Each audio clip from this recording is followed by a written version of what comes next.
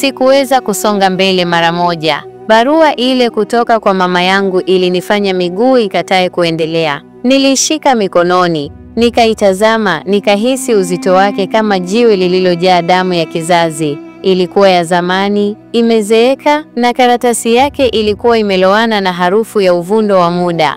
Nilipoifungua, maandishi ya wino mweusi yaliibuka kama vichwa vya nyoka wakining'inia juu ya moyo wangu. Kelvin, mtoto wa damu yangu isiyotamkwa, ukisoma haya, ujue ukoo wetu umefungwa na agano la giza. Baba yako hakuwa mwanaume wa kawaida. Alikuwa mchukuzi wa mlango wa 3, mlango wa miujiza na maafa.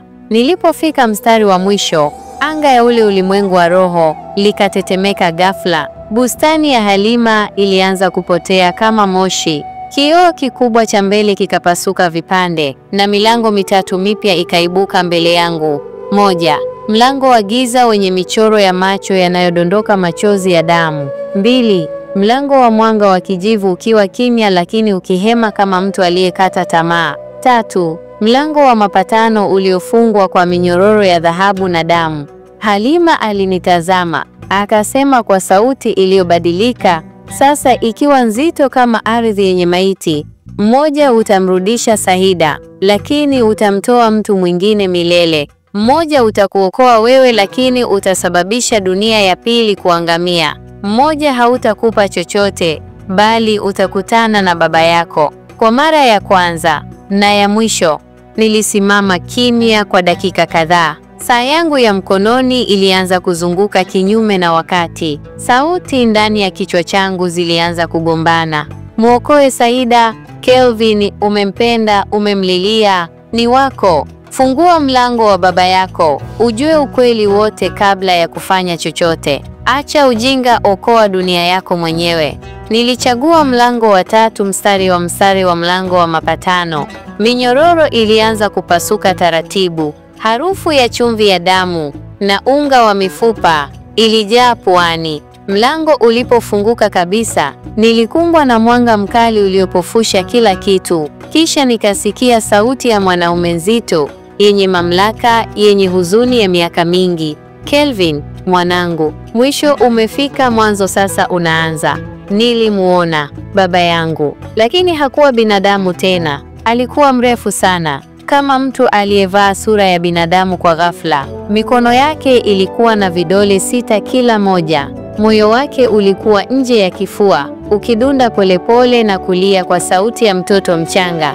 Nilijaribu kukuepusha na haya. Nilimwambia mama yako akutunze nje ya agano, lakini damu ni damu, Kelvin, na damu ilikuvuta. Nina maswali, na mimi sina majibu, bali nina kitu muhimu zaidi. Wakati alinyosha mkono wake, nikaguswa na kitu baridi kama upepo wa mauti. Ghafla nikajikuta nimerudishwa nyuma miezi 6 kabla sijakutana na Saida. Nilikuwa kijana tu mwenye ndoto, nikiwa posta pale Kariakoo, nikimbeba bahasha ya Saida kwa mara ya kwanza. Na nikamwona tena Saida akiwa mrembo kama kawaida, lakini sasa niliweza kuona kivuli nyuma yake. Kivuli hicho kilikuwa Halima. Saida hakuwa peke yake siku ile. Alitembea na kumbukumbu ya Halima. Mapenzi yetu yaliundwa kutokana na jeraha lisilotibiwa. Nilirudishwa kwenye mlango. Baba yangu akasema, sasa umejua kila kitu, lakini kuna jambo moja halijakamilika. Agano letu linafungwa kwa damu ya kizazi kingine. Unamaanisha Halima ni dada yako wa kambo? Nilimzaa kabla sijakutana na mama yako. Saida ni roho iliyozaliwa kupitia dhambi hiyo. Sikupumua. Dunia ilizidi kuzunguka. Mapenzi yangu kwa Saida yalizaliwa kutokana na majeraha ya familia yangu. Usaliti wangu kwa Halima ulikuwa zaidi ya mapenzi, ulikuwa mzigo wa damu. Basi nifanye nini sasa? Niliuliza kwa sauti iliyovunjika. Chagua. Ukimtoa Saida, Halima atatoweka milele. Ukimtoa Halima, Saida atakuwa mtu halisi, lakini agano litaendelea kupitia mtoto wenu. Au jitoe mwenyewe na roho zote zipate uhuru. Nikanyamaza. Nilitazama mlango wa mwisho, mlango wa sadaka ya nafsi. Nilikumbuka midomo ya Saida ilivyokuwa ikinitamkia, nakupenda, nilivyohisi salama mikononi mwake, lakini pia nilikumbuka machozi ya Halima, jinsi alivyokuwa akipigania nafasi yake katika ulimwengu ambao mimi mwenyewe nilimvunjia. Uamuzi haukuwa rahisi, lakini nilielewa sasa. Hii haikuwa hadithi ya mapenzi pekee. Hii ilikuwa hadithi ya mizizi, damu, laana na wokovu wa nafsi zaidi ya yangu.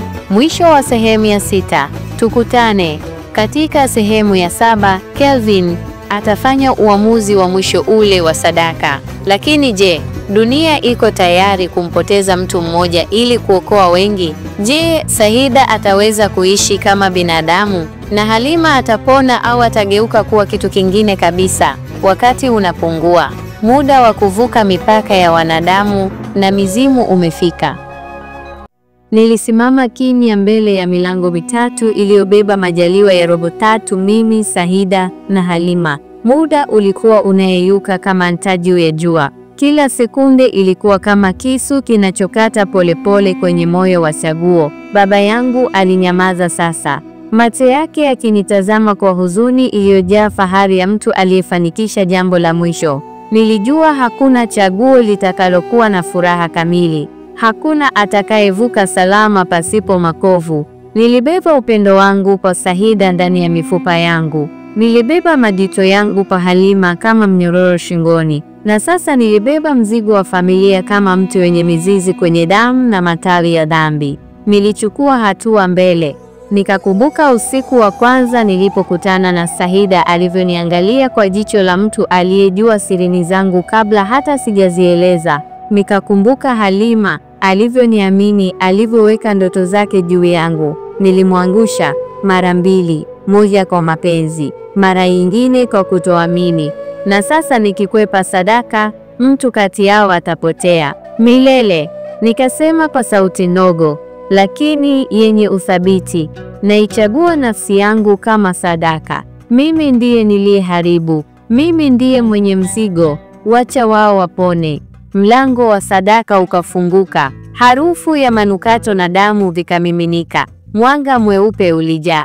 Baba yangu akaniangalia kwa mara ya mwisho, kisha akasema, Kelvin, hii siyo kifo, ni kuamka kwa namna nyingine. Nilipoingia ndani, ulimwengu wote ulizimia. Hakukuwa na giza, hakukuwa na mwanga, kulikuwa na utupu. Lakini ndani ya utupu ule, nilianza kusikia sauti ya Saida ikilia, ikinieleza asiniache. Sauti ya Halima ikisema, nimekusamehe. Kisha nikasikia sauti yangu mwenyewe ikivunjika kama kioo, samahani kwa yote. Siku moja nilifumbua macho. Nilikuwa kitandani, hospitali ya Mikocheni. Daktari mmoja alinisogelea, akaniangalia kama mtu aliyeshuhudia miujiza.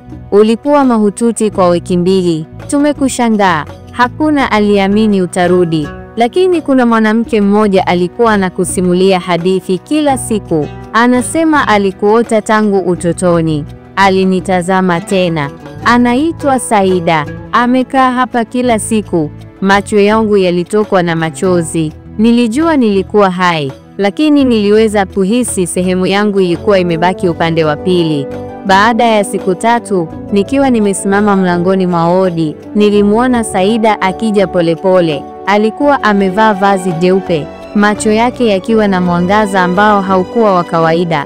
Alinikumbatia. Tulikaa kimya kwa dakika nzima. Niliota ndoto nyingi, Kelvin, alisema. Niliota uko katika bustani, ukimwambia msichana mmoja samahani. Nikaamka nikijua uko hai. Nikashika mkono wake. Halima yuko huru, aliniambia. Nilikwepa mzigo wangu, lakini sasa siogopi tena. Saida akaniangalia kwa jicho la upole, lakini likawa linaangaza kama linaona mbali zaidi ya kuta za hospitali. Nimeanza kupata ndoto za mtu mwingine sasa, msichana mdogo anayetembea usiku akilia, ananiambia ni muda wa kufungua mlango mwingine. Nikapata mshtuko. Halima au mwingine? Sijui, lakini nahisi hii ni mwanzo mpya. Mwisho haujafika. Kelvin, umekutana na miujiza, lakini kuna milango zaidi, na baadhi yake ni ya damu mpya ya mtoto wetu. Miaka 2 baadaye, nilikuwa mtaa wa Mbezi Beach kwenye nyumba tuliyojenga upya kutoka mavumbi ya zamani. Tulikuwa na mtoto wa kike, tulimpa jina Halima Saida Kelvin. Usiku wa kwanza alipozaliwa, upepo mkubwa ulivuma ghafla, dirisha likafunguka bila kuguswa, na sauti ya mwanamke ikasikika kwa mbali. Sikupotea, nipo ndani ya kila wimbo, kila pumzi, kila machozi ya upendo usiokamilika. Nikajua mlango haukufungwa kamili, lakini roho yangu ilikuwa tayari kupita kila mlango uliobaki, si kwa ajili yangu, bali kwa ajili ya wao waliopendwa, waliopotea na wanaoishi ndani yetu. MWISHOWACHEMUYASABA. Tukutane katika sehemu ya 8. Mstari wa Kelvin na Saida wanakabiliana na mlango wa kizazi kipya. Ndoto za mtoto wao zinaanza kuonyesha dalili za roho iliyozaliwa na kumbukumbu. Je, historia itajirudia au mapenzi na msamaha vitatosha kuzika kabisa agano la giza? Usisahau kuisubscribe kwenye chaneli yetu